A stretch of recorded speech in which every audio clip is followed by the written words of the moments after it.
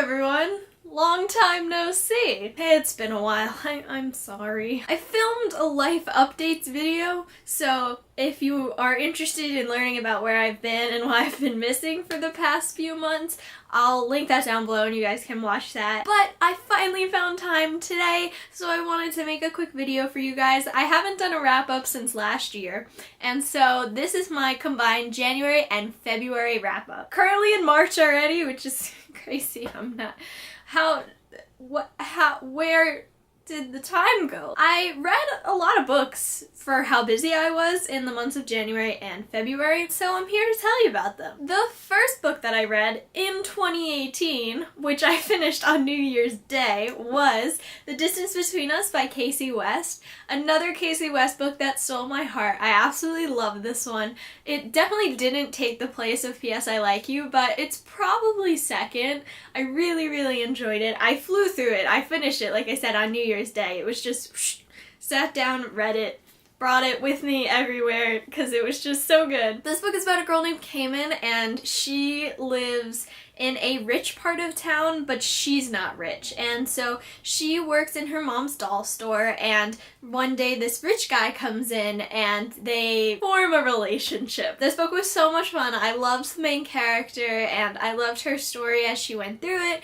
I highly recommend for anyone that's looking for anything happy, anything romantic, just anything at all. This book is amazing. After picking up a Kasie West book, I went to another favorite author of mine, and that was Jennifer L. Armentrout. I read Torn, which is the second book in the Wicked trilogy. I started the third book after I finished this one because this book ends and I was like, what happens? And then I stopped and I never kept reading. Oops. But this is the second book, and I usually don't have a good relationship with second books. We usually don't get along. I never finish them, and when I do finish them, I'm not the biggest fan, but I absolutely love this book. I think I might have liked it even more than the first book, which is a big deal because first books are always my favorite. I just had so much fun reading it. If you guys don't know what the Wicked trilogy is about, the first book takes place in New Orleans, and it's about a girl who hunts fairies. And fairies are evil in this world. There are no redeeming qualities about fairies. She meets this guy, and he's also a fairy hunter, and they hit it off from there. I mean, they don't technically hit it off at first, but you get what I mean. This book was definitely a lot darker than the first book, so you have to be prepared for that going in, but it was still great to read. I really enjoyed the story, and eventually, I promise, I will pick up that third book. So the next book that I read was actually a book I had to read for school, and usually I don't count school books in these wrap-ups, but this book I read most of it at home, and so it took up reading time that I could be reading something else, and so I'm gonna count it as a book that I read this year, and that was The Great Gatsby by F. Scott Fitzgerald. I did not like it. Everyone in my grade loved it, but I just felt like there was no meat to the story. I feel this way with classics a lot. I just don't like classics. They just don't sit right with me. Specifically in The Great Gatsby, I just felt like there was not much there. You know what I'm saying? We went to parties, and eventually I realized that the people I hang out with are douchebags, and I grew up, and it was just ridiculous. Gatsby, everyone loves him, and I don't understand why, because he's kind of a dick. Everyone was cheating on each other and drinking and partying, and I felt like there was no plot line to the story, you know what I'm saying? And then all of a sudden somebody died, and that was it. It was over. Nobody cared.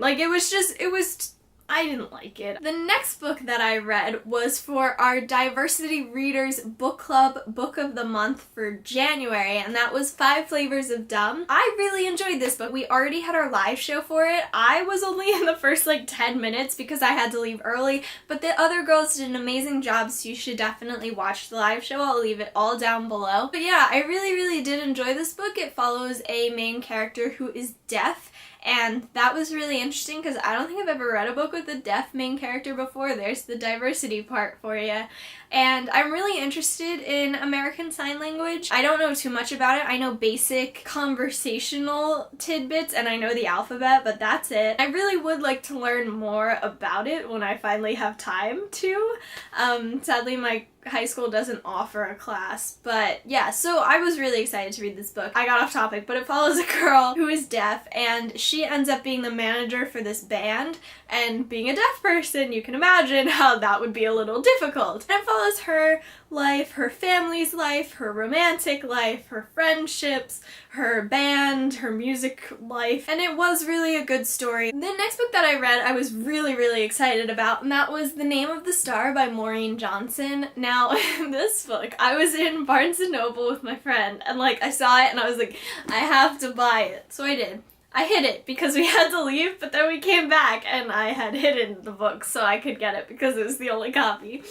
I'm terrible, I know. But anyway, so The Name of the Star is a retelling of Jack the Ripper. And it's not necessarily a retelling, like everything with Jack the Ripper happened, but then this book is basically like if we put modern times and then all of a sudden the killings start happening again. But instead of being a physical person, it's a ghost. So like the ghost of Jack the Ripper came back and like recreated his greatest hits, and like that was so cool. I was so excited to read that book. And it was good. Like it wasn't, I don't know if my expectations got too high, which is definitely a possibility because I was really excited for this. Definitely didn't take the turn I wanted or thought it would. I'm just so interested in like that. Like I loved Stalking Jack the Ripper by Kerri Maniscalco. There's really not a lot of Ripper books out there, so if you find any and you have any to recommend, please leave them down below, because like I said, like I'm very interested in that kind of stuff, and like obviously serial killers are bad, like I don't support that or anything, but reading about them is just so interesting. I'm part of a family that watches like a lot of crime dramas, so this is probably where it comes from. The next book that I read so good was Sweet Peril by Wendy Higgins. This is the second book in the Sweet Evils trilogy, and like, guys, such a good trilogy. Okay, so I am a sucker for paranormal romance. I love that kind of stuff. It's my favorite genre. I just recently ordered these two books. I read Sweet Evil about a year ago, loved it, and then never continued on with the series because I just never bought it. And then I had an Amazon gift card. I went crazy. I bought so many books, and the rest of this series was one of them. And so I picked up Sweet Evil, flew through it. It was so good. Like I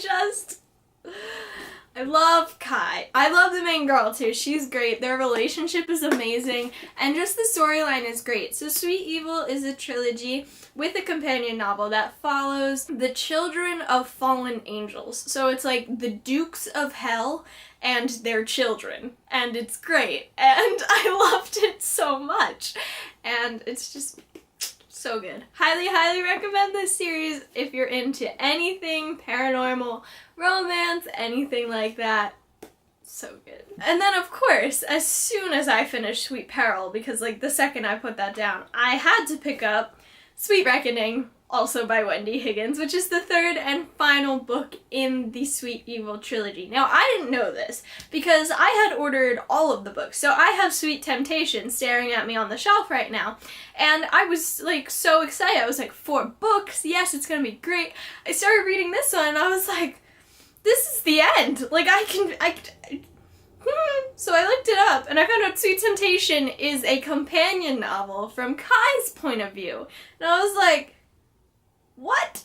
So then I'm like halfway through this one, I was like, wait, I was not prepared for it to be the end of the but I ended up finishing this one too. It was a great conclusion to the series. I really enjoyed it. It was just such a fun series to read. So the final book I read in the month of February was Cruel Prince by Holly Black. Now, I borrowed my friend Shannon's ARC of this book, so I don't have a physical copy right now, but eventually I'll probably get one because it is pretty gorgeous. I'm just a student on a budget here. I read this book, one, because Shannon read it forever ago and she loved it, and she was like, you have to read it. And then she let me borrow it, and I felt really bad because I had it for so long, and I was like, okay, you need to just sit down and read this freaking book. And then second, because it was also the book of the month for our local independent bookstores book club, and so I had to read it for that as well. Cruel Prince was pretty good. I didn't love it as much as like the hype suggested I would, but I'm not a huge fairy fan. I try and I think I am, and then I actually read them and I just don't really like it that much.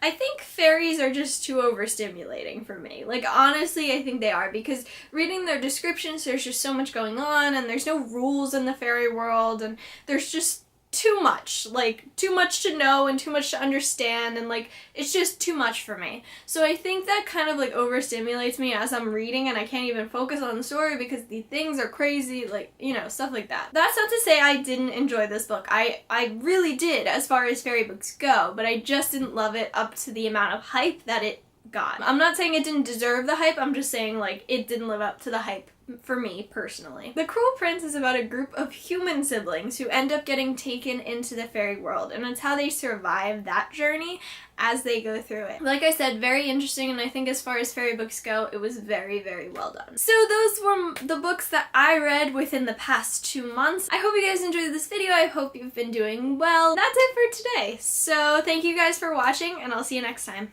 Goodbye!